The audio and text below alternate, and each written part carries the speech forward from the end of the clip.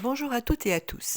Les énergies en ce moment sont contrastées, déstabilisantes, brumeuses.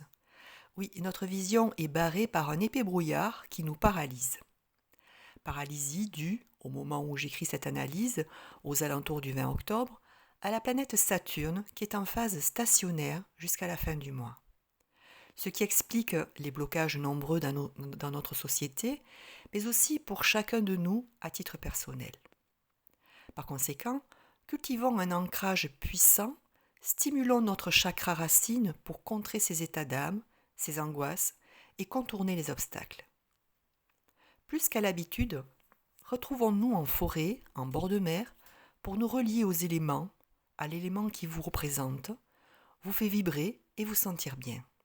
C'est à mon sens une clé pour avancer. Pour vous les nouveaux abonnés, je suis Gabrielle, astrologue, cartomancienne et numérologue. Si vous le souhaitez, je vous remercie de vous abonner, de partager les vidéos, de cliquer sur le pouce en l'air si vous approuvez mon analyse. Vous contribuez ainsi à faire connaître ma chaîne et donc à la faire grandir.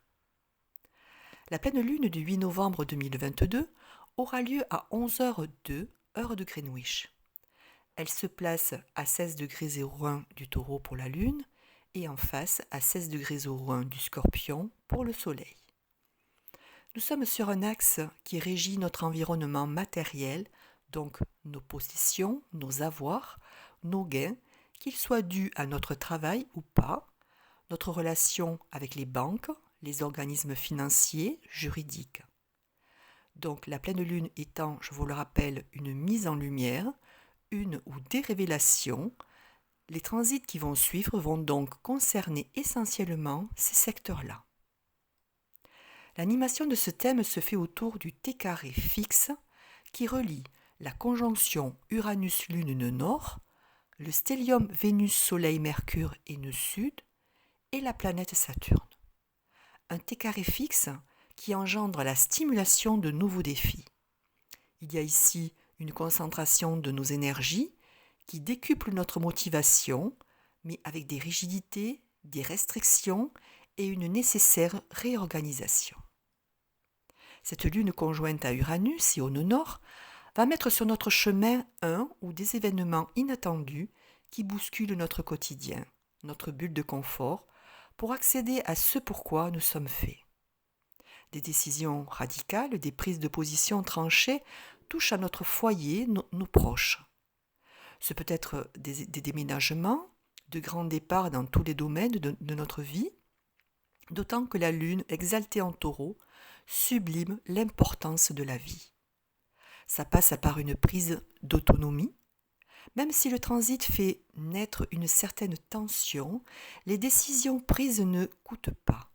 Il élimine les incertitudes, il simplifie les choses, il mène droit au but.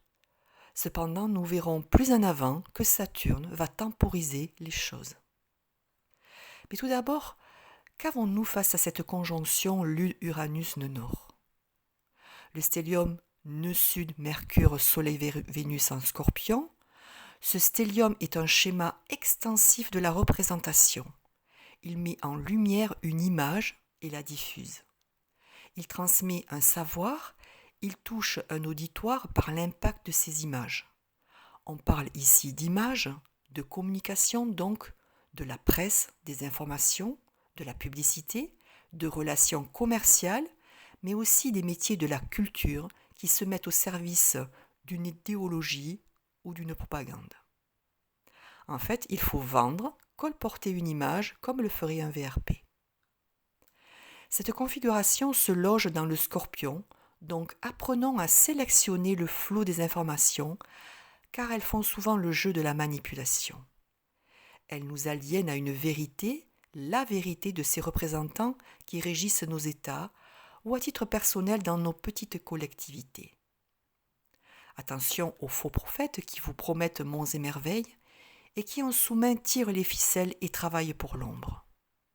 Donc nous nous devons de disséquer les infos, refuser les associations trop faciles dans tous les domaines, sentimental, social, intellectuel, bref, affûter notre esprit critique et s'opposer quand c'est nécessaire, s'intéresser à la partie cachée de l'iceberg.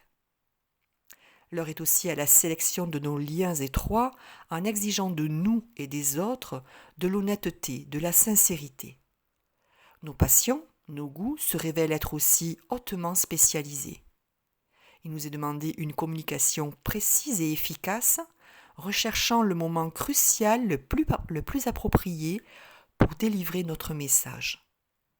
La parole se veut détournée, féline, opportune, habile, fine, un langage manié comme un virtuose. Attention avec ces configurations qui focalisent uniquement sur nos buts à atteindre, car si nous nous précipitons, cela pourrait nous amener à des échecs. Nous ne tenons pas compte des réalités concrètes. L'implication est telle, on fonce à l'intuition, que l'on ne voit pas les risques à long terme.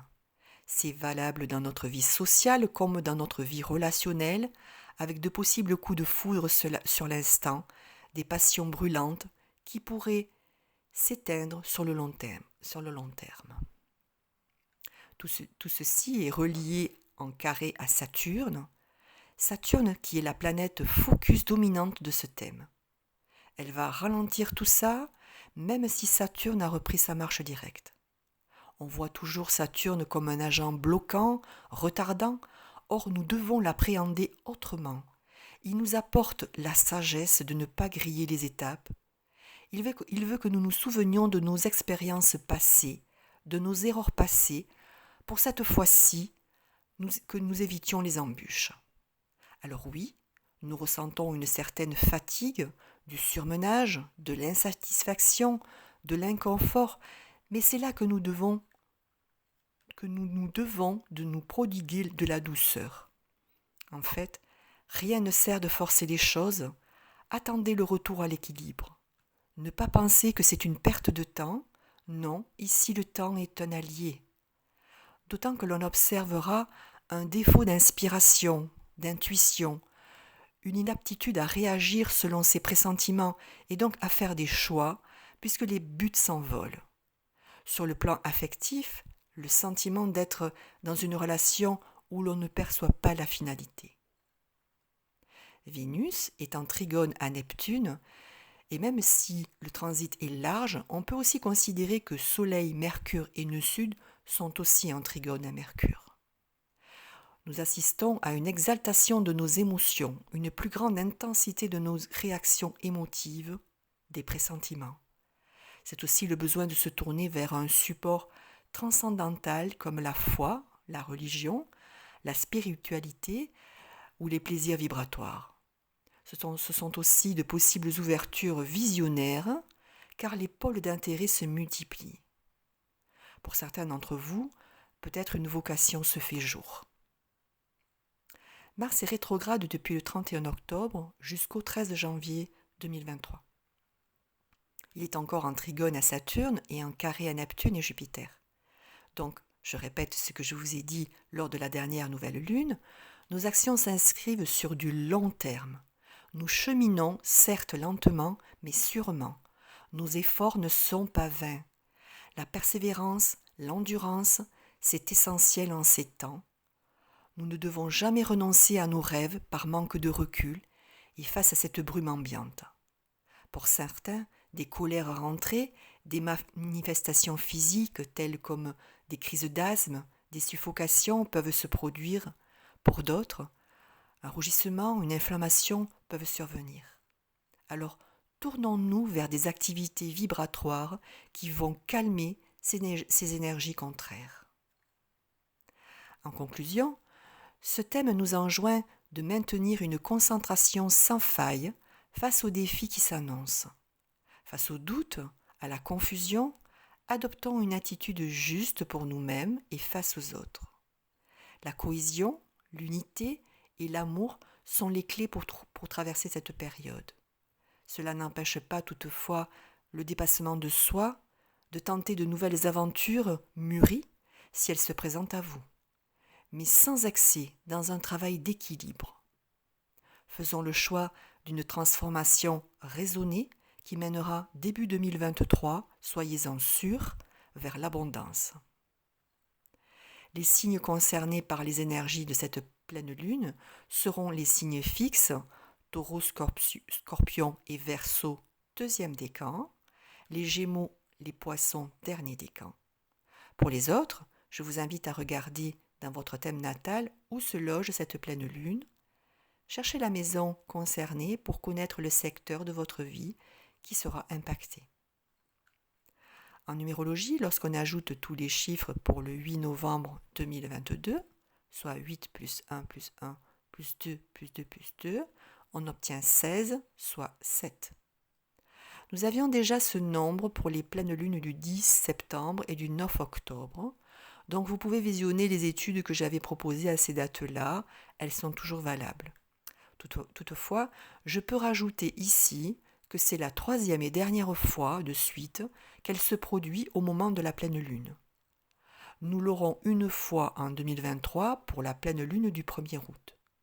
Donc, une vibration qui se répète 3 fois, de surcroît la vibration 16, ne peut que se traduire par un effondrement de nos vieux systèmes, quels qu'ils soient, des remises en question, des remises à zéro, avec à la clé une montée en force de la spiritualité et des valeurs humaines.